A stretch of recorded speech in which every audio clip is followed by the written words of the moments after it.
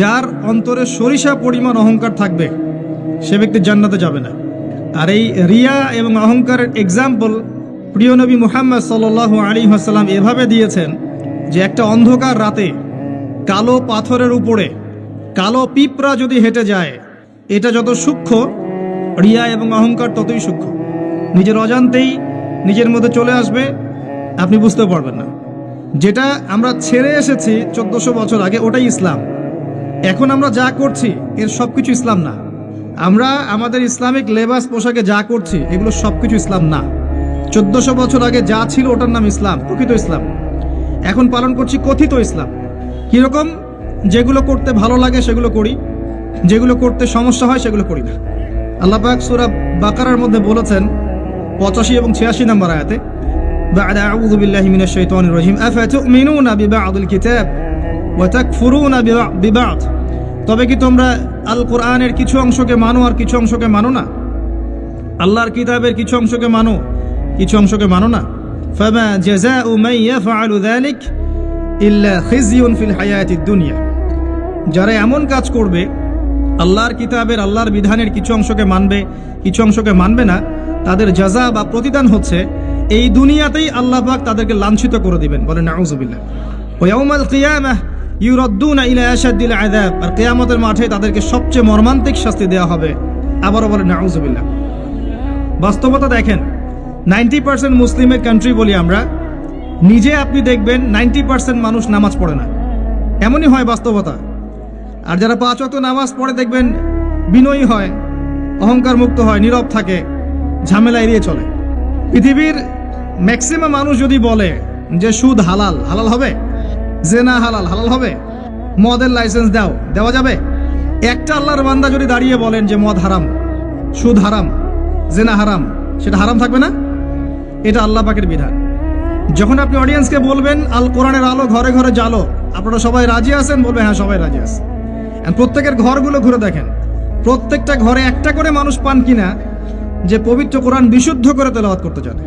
আর কতটুক বিশুদ্ধ হয়, আমাদের এই ভাইদের মতো আলেমদের কাছে আসবেন, তেলাওয়াত শোনাবেন, তারাই বলে দিবে কতটুক শুদ্ধ হয়। আমি আপনাকে বাস্তবতা আগে দেখাচ্ছি, মুসলিমদের করণীয়তে পড়ে যাচ্ছে।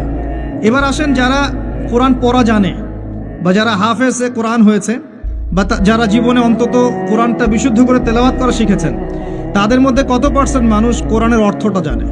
যারা মাদ্রাসা ব্যাকগ্রাউন্ডে পড়েন তাদের কথা ডিফারেন্ট, কিন্তু বাংলাদেশে প্রচুর মানুষ, কয়েক কোটি মানুষ কিন্তু জেনারেল ব্যাকগ্রাউন্ড থেকে আমরা পড়াশোনা করে বের হই। তাদের মধ্যে কতজন মানুষ কোরআন জীবনে পড়েছে, অর্থ বুঝেছে, বা 10টা 20টা সূরা মুখস্থ করেছে? খুঁজে বের করেন। 20-30 বছর পড়াশোনা করেও দেখবেন ওযুর ফরজ কয়টা জানে না, নামাজের ফরজ কয়টা জানে না, যাকাতের নিসাব বলতে পারবে না। জিজ্ঞাসা করেন এখন আরবি কোন মাস চলছে, বলতে পারবে না। কোনো সম্পর্কই নাই দিনের সাথে। সম্পর্ক এতটুকু, জুমার দিনে যেতে হয়, মসজিদে যাই, ইমাম সাহেব আরবি দিয়ে জানে কি কি বলে, শুনি, 2 রাকাত নামাজ পড়ে খোরমা দেয়, নিয়ে চলে আসে। কোরআন আমরা টুকটাক বুঝি ভাঙাচোরা। আমরা আবার কোরআনের আদেশ এবং নিষেধ কতটুকু মেনে চলি, এটা একটা বড় বিষয়। যারা আমরা কোরআন হাদিস কিছুটা বুঝি, তারা আবার কোরআনের আদেশ মানে কিনা, নিষেধ বর্জন করে কিনা, এটা আরেকটা বড় বিষয়। বাস্তবতা এমন, বাস্তবতা দেখবেন কতগুলো ফ্যামিলি পান যেই ফ্যামিলিগুলোর মধ্যে পর্দা কায়েম আছে। খুঁজে দেখেন, আপনি নিজের পরিবার থেকে শুরু করেন, আমি আমার পরিবার থেকে শুরু করি, আপনি আপনার থেকে শুরু করেন, আপনার আত্মীয়দেরকে দেখেন, বংশকে দেখেন, সমাজকে দেখেন, আপনি খুঁজে পাবেন কতগুলো পরিবার পাবেন যেখানে পর্দার বিধান কায়েম আছে। পরিবারের মেয়ে পর্দা করে, মা পর্দা করে, বোন পর্দা করে, অল্প সংখ্যক, ইল্লা মাশাআল্লাহ। হ্যাঁ, এমনও পরিবার আছে যেই পরিবারের সদস্যরা জীবন চলে গেলেও পর্দা ছাড়বে না, এমনও আছে। এমনও পরিবার আছে পরিবারের প্রত্যেক সদস্য আলেম। এমনও পরিবার আছে যে নামাজ না পড়লে পরিবারে ভাত দেওয়া হয় না, এমনও আছে। এগুলোর সংখ্যা কত? নিতান্তই কম, নিতান্তই কম। বাস্তবতায় আসেন আপনি, বাস্তবতায় এমন, এগুলোর সয়লাভ চলছে। আবার একটা বড় ইস্যু বলি, মুসলিমদের কথা বলছি। আপনি প্রত্যেকটা পরিবারের জরিপ চালিয়ে দেখেন কতগুলো পরিবারে হালাল রিজিক ঢুকছে। হালাল রিজিক, মাথার ঘাম পায়ে ফেলা হালাল রিজিক পরিবারে ঢুকছে, হালাল খেয়ে পরিবার পরিজন জীবনযাপন করছে। কতটা পরিবারে? ম্যাক্সিমাম পরিবার সুদখোর, ম্যাক্সিমাম।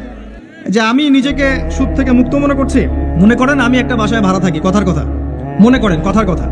এখন ধরেন বাসার মালিক সুদি ব্যাংক থেকে লোন নিয়ে বাড়ি করেছে, কথার কথা, এক্সাম্পল দিচ্ছি। এখন এই টাকাগুলো ভাড়াটিয়াদের টাকাগুলো নিয়ে তিনি ব্যাংকের লোন শোধ করেন। কথা বুঝতে পারছেন? আর একবার লোন নিলে তো শোধ করা চারটাখানি কথা না, চক্রবৃদ্ধি হারে বাড়তে থাকবে।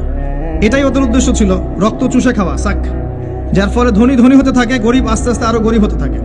আর আমি অনেকদিন বলেছি এটা মায়ের সাথে জেনা করার মতো পাপ এবং আল্লাহ এবং তার রাসূলের সাথে যুদ্ধ করার মতো পাপ। দলিল আপনি সহিহ বুখারী খোলেন আর সূরা বাকারা পড়েন। সহিহ বুখারীতে আরও আছে 36 বার জেনা করলে যে গুনাহ হয়, 1 দিরহাম সুদ খেলে সেই গুনাহ হয়। এখন মনে করেন আমি রেন্ট দিচ্ছি বা আরও 10 জন রেন্ট দিচ্ছে, এই রেন্টগুলোকে তিনি একত্রিত করে ঋণ শোধ করছেন সুদের। ইনডাইরেক্টলি, পরোক্ষভাবে আমি নিজেও সুদের সাথে সম্পৃক্ত হয়ে গেলাম। যারা এগুলো থেকে সম্পূর্ণ পবিত্র থাকতে চাবে তাদের গায়েও সুদের ছিটাফোঁটা এসে লাগবে। এটা সেই আখিরুজ্জামান, এটা ওই যুগ না।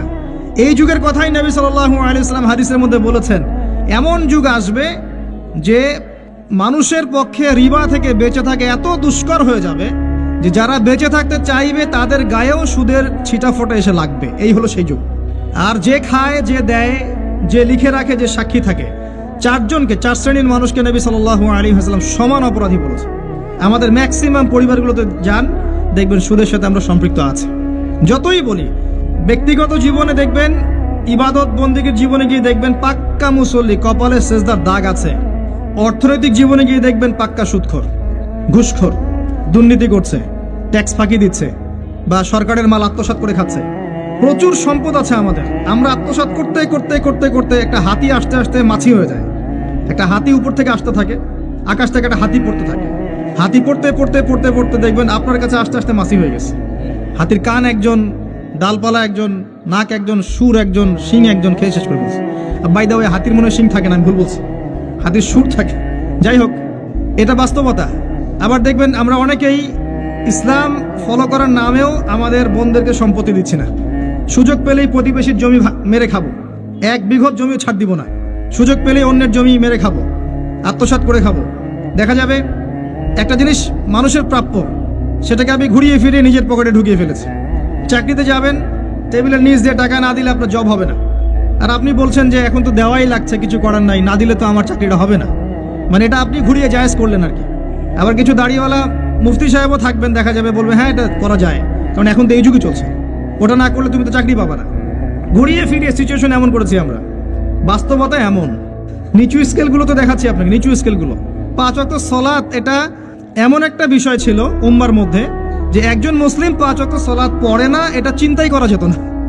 শতাব্দীর পর শতাব্দী এমন জেনারেশন চলে গেছে যারা 5 ওয়াক্ত নামাজ পড়তো না, মুসলিম পরিবারের সন্তান, এটা কল্পনাও করা যেত না। এখন অ্যাভেলেবেল, ঘরে ঘরে দেখবেন বেনামাজিদের ভর্তি। মুসলিম মেয়েরা পর্দা করবে না, এটা কল্পনাও করা যেত না। এখন ঘরে ঘরে দেখবেন জিন্স আর গেঞ্জি, ছেলেদের পোশাক পরে রাস্তাঘাটে ঘুরছে। ইভেন গ্রামগুলোতেও, গ্রামে অনেক সময় এমন এমন দৃশ্য দেখা গেছে চোখে, দেখে আমরা মনে করতেছি আমরা কি ঢাকা শহরে আছি নাকি এটা নিউ ইয়র্ক। আবার গ্রামের মেয়েরা আবার অত্যাধুনিক, কপি করতে করতে দেখা যায় অনেক সময় শহরের মেয়েদেরকে হার মানিয়ে ফেলে। এটা কল্পনায় ছিল না যে মেয়েরা এমন পোশাক পরে ঘোরে। মুসলিম পরিবারের মানুষ কোরআন তেলাওয়াত করতে পারে না, এমনটা হিস্ট্রিতে কখনো ছিল না, খুব কম, রেয়ার। এখন এসে দেখবেন এটা অ্যাভেলেবেল, ঘরে ঘরে দেখবেন কোরআন পড়তে পারে না। একটা মক্তবের বাচ্চার যে যোগ্যতা, দেখবেন জেনারেল পড়ুয়া BBA করে বের হয়েছে, ওর সেই যোগ্যতা নাই কোরআনের ক্ষেত্রে। একটা মাদ্রাসার ছোট ক্লাসের বাচ্চা, ক্লাস 5-6 পড়ে, দেখবেন কোরআন যেভাবে পড়তে পারে, একজন বাইরে থেকে ডিগ্রি নিয়ে আসছে সেটা পড়তে পারে না। এরপরেও সে বলছে আমি শিক্ষিত, এবং সেখান থেকে পাশ করে এসে বলছে যে ইসলাম এই যুগে চলে না, ওই যুগে চলতো।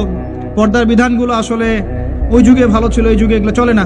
এটা এগিয়ে যাওয়ার যুগ, এটা কো এডুকেশনের যুগ, এবং এটা হচ্ছে ফ্রি মিক্সিংয়ের যুগ। ফ্রি মিক্সিং বোঝেন তো?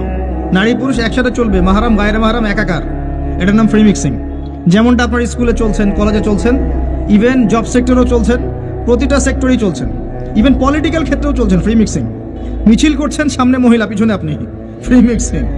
কোনো ওয়াজ মাহফিলে দেখলাম যে মহিলা এসে বক্তব্য দিচ্ছে, পাশে আলেম বসে আছেন, চা খাচ্ছেন। আপনি কোথায় আছেন প্রিয় ভাই? বলতে থাকলে অনেক কষ্ট পাই, গলার ভয়েস উঁচু হয়ে যায়, অনেকের খারাপ লাগে। কিন্তু কিছু বিষয় না বললে হক আদায় হয় না।